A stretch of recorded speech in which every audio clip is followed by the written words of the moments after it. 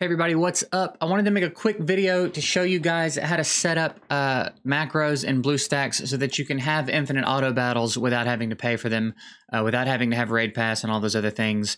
It'll use whatever energy you have, and then it'll continue to use energy as you accumulate it. It's very easy to set up, and I wanted to show it to you guys real quick because it's been mentioned around the community, but I don't know if there's any that watch me that haven't seen it around. So I just wanted to make sure everybody knew about it because it can be very helpful, especially during fusions and maybe there's events or tournaments you want to run through and you can farm some of them overnight, knock them out really easily. So anybody that's been around a while knows that I used to work with BlueStacks and then I transitioned and started working with LD Player because BlueStacks was getting laggy. I just didn't like the way it was performing, so I was working with another one. This new BlueStacks 5 emulator, this new update they've put out, seems to have solved all of that. It's been running very smoothly. It doesn't bog my system down. I'm still able to do other things.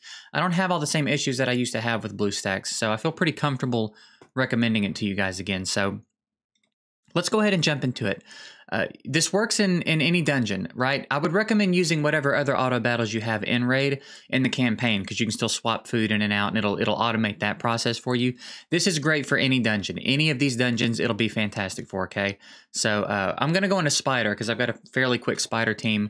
We can run through this quickly and I can show you how to set this up. So you're going to go into whatever dungeon you want. Once you set this up for one dungeon, it works for all the dungeons, okay? So we're going to set it up in Spider, but then it'll apply anywhere we want to apply it, okay? Because all the dungeons kind of operate the same way. So the first thing you're going to do, go into a dungeon and perform your run. Let your team go through their run. And that's it. It's easy to get going.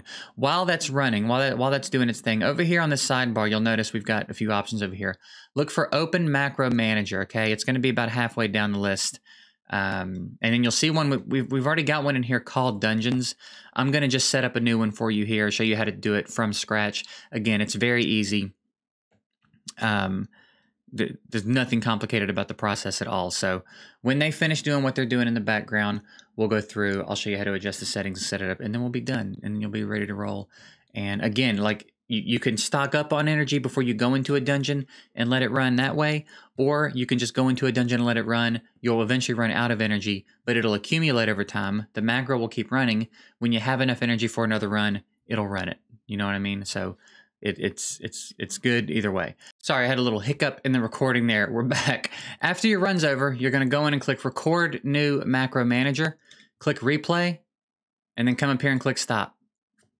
The macro is created, right? You can come in here and click this rename, name it whatever you want to name it.